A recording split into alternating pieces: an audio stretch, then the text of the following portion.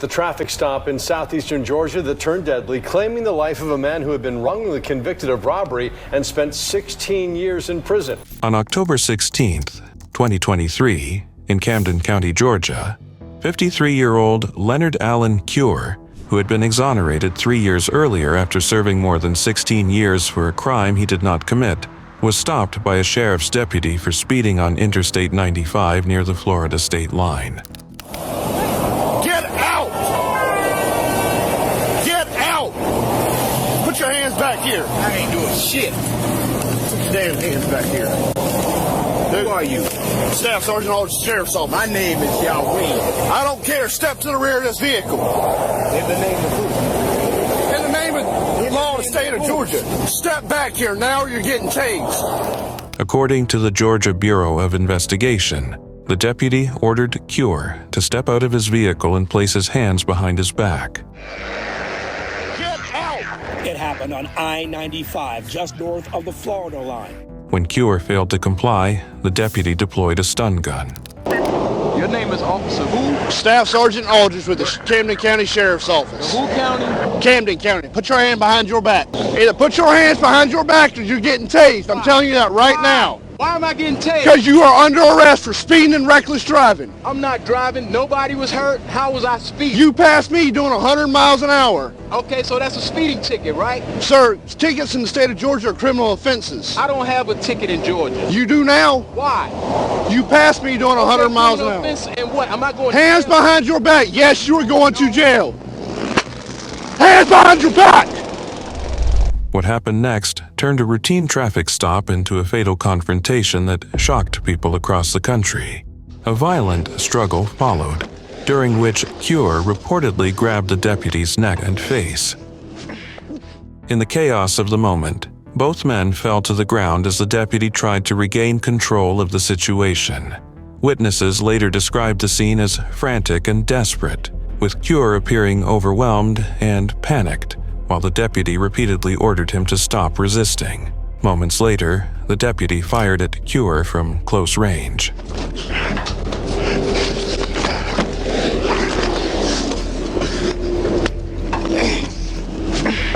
Yeah, bitch. Yeah, bitch. Stay down! Stay down! Stay down! Camden, shots fired! Shots fired, Camden! Stay down! Do not get up! Stay down! Stay down! Stay down! Despite immediate medical attention, Cure did not survive. Emergency responders arrived quickly and performed CPR at the scene, but Cure remained unresponsive. Leonard Allen.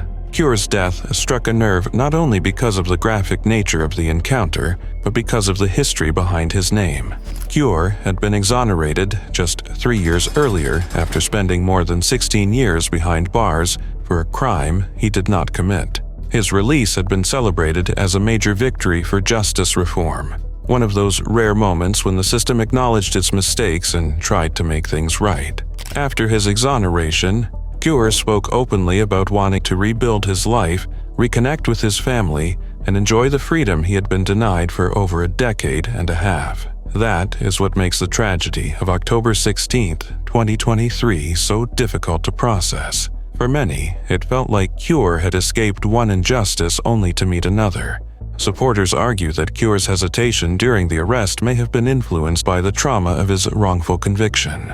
Those years behind bars left deep emotional scars, creating an understandable fear and distrust of law enforcement. Others argue that the situation escalated too quickly, and that de-escalation tactics could have prevented the fatal outcome. On the other hand, some point to the physical struggle, and the deputies claimed that Cure grabbed his face and neck as justification for the use of deadly force. They argue that once an officer feels their life is in danger, they have the legal right to defend themselves. The body camera footage has sparked intense debates online, with people interpreting the same moments in drastically different ways. Excessive force and falsifying records. Faria Abrar met with the family of Leonard Cure, their attorneys and civil rights leaders today. And as they addressed the federal charges against Aldridge, she found out their thoughts. Leonard Cure spent 16 and a half years in prison for a crime he didn't commit and spent only a few years free before he was killed during a traffic stop. Cure had only been a free man since April 2020, when a conviction review unit determined there was significant doubt about his original conviction and released him. The deputy involved in the shooting, Buck Aldridge, was placed on administrative leave pending investigation. As of February 25, 2025, the district attorney announced that Deputy Buck Aldridge would not face criminal charges for the shooting of Leonard Allen Cure, a decision that immediately intensified public debate surrounding the case. According to the district attorney's written statement, the decision was based on the conclusion that Aldridge acted within the legal boundaries of self-defense during a rapidly escalating physical struggle. Investigators stated that Cure's actions during the confrontation, including allegedly grabbing the deputy's neck and face, created what they described as a reasonable perception of imminent danger. As a result, Aldridge remains employed with the Camden County Sheriff's Office, a detail that has further fueled controversy. In the wake of the DA's decision, new developments have emerged as Cure's family pushes back. They have filed a federal lawsuit alleging excessive force, improper use of a stun gun, and unconstitutional policing practices. Tonight, the family of a man killed by a deputy in South Georgia is filing a $16 million federal lawsuit. So the traffic stop that ended Leonard Cure's life happened just 3 years after he was exonerated for a crime he did not commit and was wrongfully incarcerated for 16 years because of that. Well, Cure's family is now suing the deputy involved in the shooting, the Camden County Sheriff, alleging systemic problems with brutality within his department. This should never have happened because Buck Aldridge has a history of violence, a propensity of violence and unlawful use of force while in uniform. Dash cam video. The lawsuit argues that Aldridge escalated the situation instead of de-escalating it, creating an environment where lethal force became unnecessarily likely.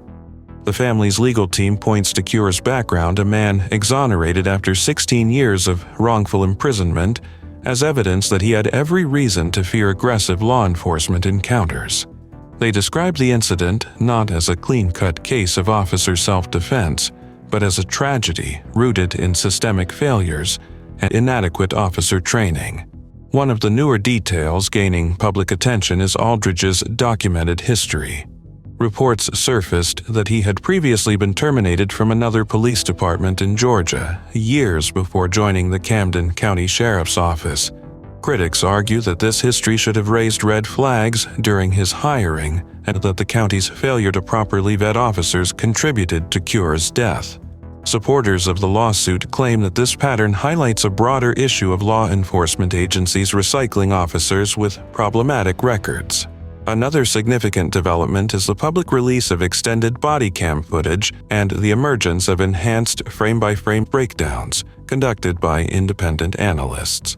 While the district attorney's office maintains that the footage supports their conclusion, attorneys for the Cure family argue that the video shows moments where Aldridge escalated rather than controlled the situation. They point out the speed with which the encounter progressed from a simple speeding stop to a deadly confrontation, suggesting that alternative communication tactics or backup support could have prevented the struggle altogether. Assigned to administrative duties while prosecutors decide what they're going to do with this case. His attorney says it was clear he was defending himself, but shortly after this, his job history came into question. He was disciplined twice for unnecessary force when he worked for the Kingsland Police Department, and he was fired after a third incident in 2017. I want to know definitely somehow that this guy who killed my son is not working. He shouldn't be working anywhere. He should not. So a spokesperson for Camden County, the sheriff there, Jim Proctor, says that the sheriff's office does not comment. Additionally, renewed attention has been drawn to the psychological trauma Cure suffered during his wrongful imprisonment. Civil rights advocates argue that individuals who survive years of incarceration especially wrongful incarceration, often experience extreme anxiety and distrust in police encounters.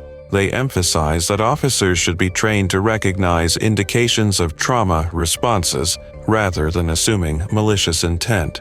Community activists, legal scholars, and public safety organizations are now calling for a federal review of the case. Some are pushing for reforms to Georgia's use of force policies, better psychological assessment protocols for officers, and mandatory transparency when officers with prior disciplinary histories are rehired.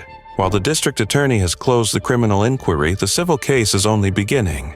Cure's family insists they will pursue accountability through every legal path available, arguing that even if the state will not prosecute Aldridge, the federal court must address what they view as an unjust and preventable death. That's all for today. Guys, hit the like and subscribe button to stay updated.